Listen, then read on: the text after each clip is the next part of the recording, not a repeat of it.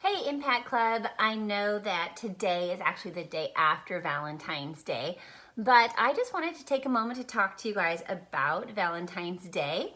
And just to remind you, in case you didn't know, that it's more than just candied hearts and giving gifts to the people that we love and sending Valentines. That there is a whole history behind the day that we call Valentine's Day. In fact, Valentine's Day has kind of become a mixture, a variety of stories that have influenced the way we celebrate today. And not a true remembrance of this man actually named Saint Valentine. And when I was growing up, we actually even called it Saint Valentine's Day. But in recent years, we've actually dropped the saint off of it, and now we just call it Valentine's Day. Like so many of our cultural celebrations, this one too can be traced back to a Roman festival. It was actually February 15th was the day that there was a festival of Lupercalia when the gods Juno, who was the goddess of women and marriage, and Faunus, who was the god of fertility and forests, were honored. It was a fertility festival or a lover's holiday looking forward to the return of spring. In an attempt to get rid of this celebration, the Pope of the Catholic Church at that time changed the date during the 5th century to February 14th and called it St. Valentine's Day. The names and the dates were changed, but the emphasis continued to be on lovers, as it is kind of today. But why February 14th, and why call it St. Valentine's Day? This is a date that the man Valentine was actually beheaded, or what we call martyred, for his faith in God in 269 AD. That's after Jesus was on the earth. So who was this Saint Valentine or Valentinus that a pope would name a day after him, and that we today in 2022 would still be celebrating Valentine's Day?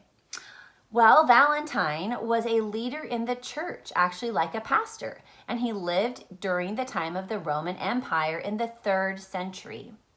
There has been some mystery about who this man was and his very existence, but not too long ago, archaeologists unearthed a Roman catacomb with his name on it and an ancient church dedicated to him, which helped prove that he really did live. There are two legends about this man. During the time when Emperor Claudius II, who was so evil and so bad, he was actually known as Claudius the Cruel because he killed so many people. He had given an order that soldiers were not allowed to get married or be engaged. Well, Valentinus, being a church leader and a pastor in the church, disregarded that order and was secretly marrying couples. They would come to him and he would marry them in secret.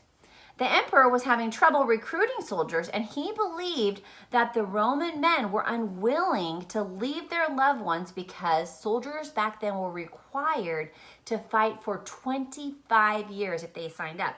And the Roman Empire was at its greatest expanse at this time, and Claudius was huge into conquering and into building huge armies. So he thought he could build his armies even bigger and recruit more soldiers if he banned marriages and engagements altogether. So terrible. So eventually, and sadly, Valentinus was caught for secretly marrying these couples and brought before the prefect of Rome. In the Chronicle of the Golden Legend, there's an account where Valentinus actually tries to witness the truth of the gospel to Emperor Claudius in hopes of converting him to understanding who God is. Another legend says during his imprisonment, while awaiting to be executed, he prays for the jailer's daughter who had built a relationship with the jailer, and the daughter had been blind all her life. And he prays for her, and in the story, she is healed by God. And on the eve of the death of his execution, he is said to have written this girl a note and signed it, "From your Valentine." So, could be why we send each other Valentines. Has you ever thought and wondered why we say that? From your Valentine, I'm going to send a Valentine. Well, now you know. Later, Valentine was recognized as one of the first Christian martyrs under the persecution of Claudius the Cruel.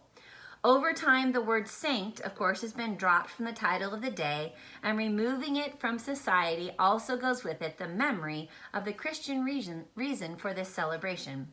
So it's up to us to remember this, to know this, to maybe hear this for the first time, and to reclaim this wonderful season of February that is more than just a day of Valentine's, that really it's a time where we can remember God's great love for us, and we can share that love with those around us, like we've been learning all month about that word compassion. So I want to remind you of this verse from the Bible. In 1 John 4:19, it says, "We love because he loved first." We are able to go and share our love with others because God chose to love us first. It says he is love.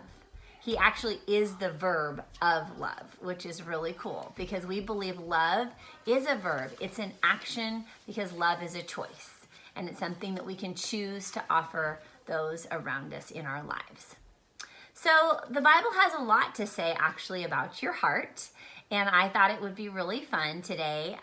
We've hidden some hearts around the room for you guys to find these hearts and to take turns reading what the Bible has to say about having a clean heart, a wise heart, a tender heart, a pure heart, a broken heart, an upright heart, a joyful heart, a righteous heart, a committed heart, and a generous heart. So when you find one of these hearts, when we say go, so don't go yet, then you can search for one.